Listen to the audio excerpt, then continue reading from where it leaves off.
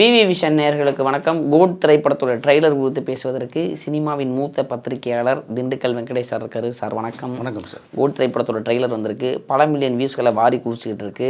பல மில்லியன் கணக்கான மனிதர்களுடைய இதயங்களையும் வென்றெடுத்திருக்கிறது இந்த கோட் படத்தோட ட்ரெய்லர். படமும் அந்த மாதிரி வரும் அப்படின்னு ரசிகர்கள் காத்திருக்காங்க. ட்ரெய்லர் எப்படி இருக்குது சார்? மிரட்டியிருக்காங்க சார். அதாவது எவ்வளோக்கு எவ்வளோ ஒரு கெட்ட பேர் சம்பாரிச்சாங்களோ இந்த யூனிட்டு, அதை பூரா உடச்சி இந்த ஒரு 2.25 நிமிஷத்தில் ட்ரெய்லரில் வந்து பாசிட்டிவான ஒரு விஷயத்தை வந்து சொல்லிட்டாங்க. ட்ரெய்லரும் பார்க்குறது மாதிரி தான் இருக்குது. அது என்னென்ன தேவைகளோ, ஒரு ஃபேமிலி சென்டிமெண்ட், ஒரு ஆக்ஷன், ஒரு சாங்கு, காமெடி இப்படின்னு சொல்லி அண்ணன் தம்பிக்குள்ள ஒரு சென்டிமெண்ட்ஸ், இதெல்லாம் எல்லாமே வச்சு ஒரு வில்லன் பக்கா ஒரு 2.5 மணி நேரம் படத்தை வந்து 2.5 நிமிஷத்தில் வந்து அந்த வீடியோவில் காமிச்சிருக்காங்க. எடிட்டிங் கட் பிரமாதமாக இருக்குது. கேமரா ஸோ யுவன் சங்கர் ராஜா பிஜிஎம்லாம் மனுஷன் விளையாடிட்டு போயிட்டார். எந்தளவு கெட்ட பேர் எடுத்தாங்களோ டைரக்டர் யுவன் சங்கர் ராஜா, விஜய் 3 பேருமே, இது 3 பேரும் இந்த பேரை காப்பாற்றிருக்காங்க. ட்ரெய்லர் பிரமாதமாக இருக்குது. எல்லா லாங்குவேஜ்லையுமே ட்ரெய்லர் ஹிட்டு.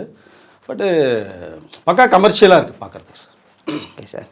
வெங்கட் பிரபு மீது பெரிய எதிர்பார்ப்புகள் காத்திருந்தது. அவருக்கும் ஒரு லாஸ்ட் பட கஸ்டடி ஒரு டவுனால் ஒரு கம்பேக் தரணுங்கிறது ஒன்று. விஜய் சாரும் இன்னும் சில படங்கள் தான் பண்ண போகிறார், டேரெக்டாக அரசியலுக்கு போகிறாருங்கும் பொழுது படத்தின் மீது எதிர்பார்ப்பு அப்படிங்கிறது பெரிதளவில் இருந்தது. அந்த பெரிய அளவுதான எதிர்பார்ப்பை பூர்த்தி செஞ்சுருக்கா கோட் ட்ரெய்லர்? கண்டிப்பாக வந்து இருக்கும் சார். ஏன்னா ஒரு கமர்ஷியல் ஃபுல் ஃபிலிம் தான். ஸோ ஒரு மாஸ் என்டர்டைன்மெண்ட் தான். இதில் வந்து மெசேஜ்லாம் ஒன்றும் பெருசாக சொல்கிறதுக்கு அவர் இல்லை. இப்போது அரசியலுக்கு வரானா அரசியல் சம்மந்தப்பட்டதோ நாட்டு பண்ணதோ விஷயங்கள் இது இல்லை. நார்மல் ஒரு லைன் தான்.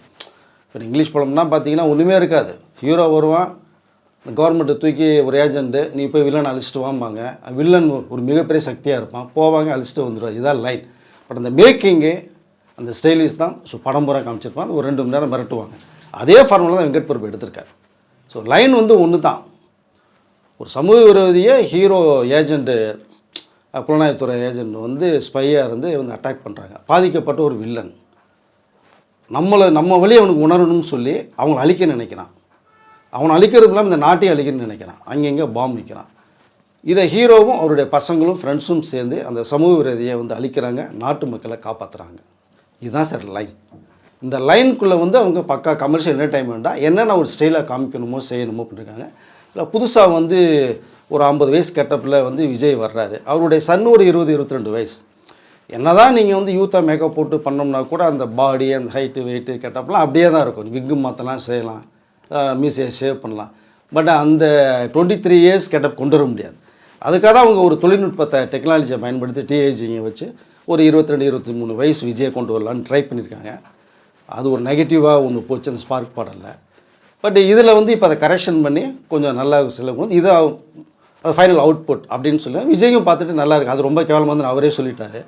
இதை பார்த்துட்டு நல்லா இருக்குட்டா இதான் ஃபைனல் அவுட்புட்டாக ஸோ ரிலீஸ் பண்ணிட்டாங்க. Okay sir. இந்த ட்ரெய்லர் பார்த்துட்டு அஜித் சார் அவர்களுமே கங்க்ராச்சுலேஷன் சொன்ன மாதிரியும் வியந்து பாராட்டின மாதிரியும் ஒரு தகவல் போயிட்டுருக்கு. என்ன நடந்தது சார்? அது ஏன்னா வெங்கட் பிரபு அஜித்தும் நல்ல காம்போ சார். கண்டிப்பாக வந்து அஜித் பார்த்துட்டு, அஜித்தை பொறுத்த மட்டும் விஜய் இந்த ரசிகர்கள் மோதிக்கிறதானே தவிர அவங்க 2 பேருமே நல்ல ஒரு ஃப்ரெண்ட்லி அப்ரோச்சில் தான் இருக்காங்க. ட்ரெய்லர் பார்த்துட்டு வந்து அவர் நல்லாவே இருக்குன்னு சொல்லி தான் அப்ரிஷியேட் பண்ணி வெங்கட் பிரபுக்கு சொல்லியிருக்காரு. வெங்கட் பிரபு மங்காத்தலால் ஒரு டைலாக் தண்ணி அடிக்கிற சீன் வந்து இனிமேல் சத்தியமாக குடிக்கூடான்ற ஒரு விஷயத்தை ஒன்று வச்சுருக்காரு. அது அஜித் மேலே இருக்கிற ஓவர் கான்ஃபிடென்ட்டு தான் வெங்கட் பிரபு வச்சது. இது மங்காத்தா 2க்கு வந்து அவர் வந்து ஆணித்தரமாக அடித்து சொன்ன விஷயம். கன்ஃபார்ம் நானும் அஜித்தை சேர்ந்து பண்ணுறது அப்படிங்கிறத சொல்லாமல் சொல்லியிருக்காரு. பட் படமும் வந்து நல்லா, அந்த ட்ரெய்லரும் வந்து நல்லா வந்து அருமையாக வச்சு பண்ணியிருக்காங்க சார். Okay sir. இந்த படத்தில் அங்கங்கே இப்போ அஜித் சாருடைய டைலாக் ஒன்று ரெஃபரன்ஸ் வைக்கிறாங்க, தோனி அவர்களுடைய ரெஃபரன்ஸ் ஒன்று வைக்கிறாங்க, அந்த கில்லி படத்தோட ரெஃபரன்ஸ், இப்படி ரசிகர்களுக்கு பிடிக்கிற ரெஃபரன்ஸாக வச்சுருக்காரு வெங்கட் பிரபு. அதான் சார், அதாவது ரசிகருடைய பல்ஸை பார்த்தாரு. 3 பாட்டை விட்டாங்க, சரியாக வரலை. அவருடைய படங்கள் இதில் பார்த்தீங்கன்னா போக்கிரியில் இருக்கிறது வரைக்கும் வேலாயுத படத்துடைய கிளைமாக்ஸு அந்த ஸ்டேடியத்தில் தான் வச்சுருப்பாங்க. அதெல்லாம் எடுத்து ரெஃபரன்ஸாக எடுத்து தான் இதில் வச்சு ஒரு கமர்ஷியல் என்டர்டைன்மெண்ட் கொடுக்கணும். ஏன்னா விஜய் ஃபேன்ஸ் எதை லைக் பண்ணாங்கிறத புரிஞ்சுக்கிட்டாங்க. அது தகுந்த மாதிரி தான் இதை மேக்கிங் பண்ணியிருக்காரு. அங்கங்கே சின்ன சின்ன கிளிப்பிங்ஸ் பார்த்தீங்கன்னா அவருடைய படங்கள் லிஸ்ட்டே அதில் இருக்கும். கிளைமாக்ஸ் எண்டு ட்ரெய்லரில் பார்த்தீங்கன்னா கன் எடுத்து சுற்றும் போது பார்த்தீங்கன்னா டக்குன்னு கட் பண்ணும்போது பழைய விஜய், அந்த விஜய் இதெல்லாம் காமிச்சு தான் எண்டு வந்து அது பண்ணியிருக்காரு. இதில் 2வது வந்து ரசிகன்ற ஒரு படம் வந்து விஜய் பண்ணதான். அந்த படத்தை விஜயும் கொண்டு வந்த மாதிரி தான் இருக்குது. இப்போ அதில் புது லீடர் ஒருத்தர் வர்றாரு அப்படிங்கிறாங்க. யாராலையும் என்னை நிறுத்த முடியும்னு நினைக்கிறீங்களா அப்படிங்கிறாரு. ஸோ சில வசனங்கள் எல்லாமே சேர்த்து பார்க்கும்போது அரசியலோட கோர்க்குறாங்களே, இந்த அரசியல் அந்த டைலாக்ஸ் எப்படி பார்க்குறீங்க சார்? அதான் சார், அது பிரசாந்துடைய ஓவர்லாப் வாய்ஸ்லாம் தான் நமக்கு டோட்டலாக வருது. அதை உங்களை லீட் பண்ண போகிறது ஒரு புது லீடர் அப்படின்னு சொல்கிறேன். ஏன்னா அரசியலுக்கு வந்துட்டார் இல்லைங்களா, வரும்போது வந்து அதில் 2-3 பஞ்சு டைலாக் கண்டிப்பாக அதை தேவைப்பட தான் செய்யும். ஆனால் இது அரசியல் சம்மந்தப்பட்டது படம் இல்லை, அங்கங்கே வசனங்களில் தெளிச்சிருக்காங்க. ஏன்னா விஜய் தானே டைலாக் பண்ணியிருக்காரு, அது விஜயோடைய ஃபேவரட் டைலாக் ரைட்டர் அவர், அதனால் அங்கங்கே தெளிச்சு விட்ருக்காங்க. ஸோ இந்த ட்ரைலரில் பார்க்கும்போது ஓகே சார், நேற்று அந்த ப்ரெஸ் மீட் ஒன்று வச்சு அந்த ட்ரைலருக்கு விளக்கங்கள் அந்த ட்ரைவரோட வெற்றி விழா மாதிரி ஒன்று கொண்டாடினாங்க. ஸோ அதில் பல கேள்விகள் வெங்கட் பிரபுவிடம் கேட்கப்பட்டது. சில கேள்விகள் ஏன் கேட்டாங்கங்கிற மாதிரி இருந்துச்சு, சில கேள்விகள் அருமையாக இருந்தது. ஸோ அந்த ப்ரெஸ் மீட் பார்த்தீங்களா? பார்த்தேன் சார். அதாவது அதான் அந்த ட்ரெய்லருக்கு முன்னாடி இருந்த சம்பவங்களை வச்சுட்டு கேள்விகள் நிறைய கேட்கப்பட்டுச்சு. அதுக்கு விளக்கங்கள் நிறைய வெங்கட் பிரபு வந்து கொடுத்துட்டாங்க. விஜயே வந்து எப்பா டிஏஜிங்கில் வந்து என்னை கொண்டாதீங்கப்பா, நல்லா காமிக்கப்பா அப்படிங்கிற விஷயத்தெல்லாம் சொல்லியிருக்கேன், ஏன் மூஞ்சி மாதிரி காமிச்சிருங்கன்னு சொல்லியிருக்காங்க. நாங்கள் அந்த ஸ்பார்க்கில் வந்து விஜய்க்கும் பிடிக்கல தான், அதுக்கப்புறம் தான் இது கரெக்ட் பண்ணி இந்த விஜயை கிரியேட் பண்ணி பண்ணியிருக்காங்க. கேள்விகள் வரதான் செய்யும், அப்போ சம்மந்தப்பட்ட ஏன்னா பாதிக்கப்பட்டவர் இல்லையா, அவரும் அந்த தவறுலாம் ஒத்துக்கிட்டார். வெங்கட் பிரபு ஒத்துக்கிட்டு தான் பதில் சொல்லியிருக்காரு.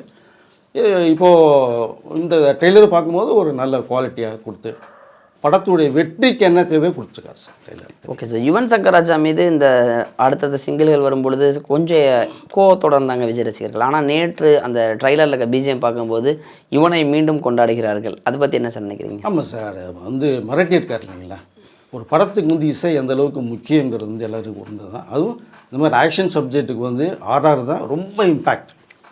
அதை யுவன் சங்கர் வந்து பின்னிருக்கார், விளையாடிட்டார். ஒருவேளை பாடல் வந்து படம் பார்க்கும்போது வந்து அந்த பாடல் ஒருவேளை நல்லா இருக்கலாம், மேபி ஆடியோ இல்லை கேட்கும்போது சரியில்லை, பட் இந்த விஷுவல் பெரிய ஸ்க்ரீனில் பார்க்கும்போது நல்லா தெரியலாம். நான் ஏஆர் ரஹ்மான் சாங்கை பார்த்தீங்கன்னா முதல்ல பாட்டு வரும்போது கேட்கவே முடியாது. ஆனால் நீங்கள் இந்த படம் பார்க்கும்போது விஷுவலில் பார்க்கும்போது பார்த்தீங்கன்னா ரொம்ப ஹைலைட்டாக இருக்கும் அவருடைய பாடல்.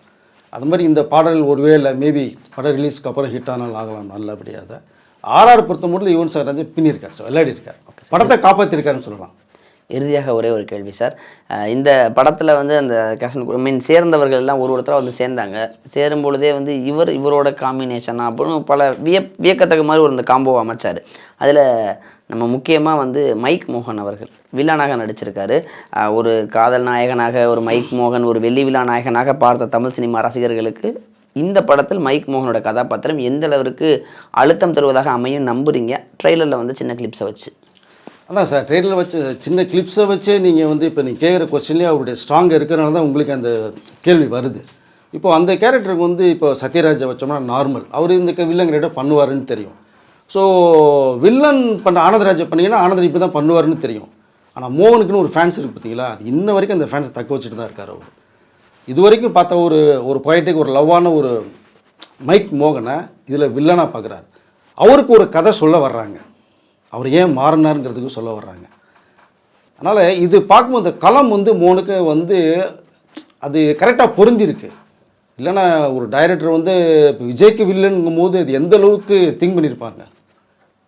கொஞ்சம் மிஸ் ஆனாலும் கதை அடிப்படும் இல்லையா.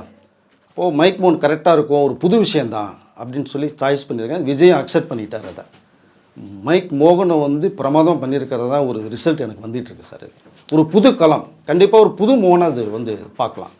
அந்த எதிர்பார்ப்பு அதிகமாக இருக்கும் இல்லையா, இந்த விஜய்க்கு வில்லன் அவன் என்ன இருக்குன்ற அந்த ஒரு டாக் இருக்கு இல்லையா, அதுக்குள்ளே ஆடியன்ஸ் வேறு வருவான் இல்லையா. ஸோ அவருக்கு ஆடியன்ஸ் வேறு கண்டிப்பாக மைக் மோகனை வந்து குறை சொல்ல முடியாதவர்களுக்கு தான் இருக்குன்னு நினைக்கிறேன். மைக் மோகன் வெள்ளி விழா நாயகன் இதன் மூலிமா ஒரு வில்லன் கதாபாத்திர ரோல்களை தொடர்ந்து ஏற்றுக்கிறதுக்கான ஒரு படமாக இந்த கோட் அமையுமா சார்? கண்டிப்பாக அமையும் சார். அவருக்குன்னு ஒரு இமேஜ் இருக்குது.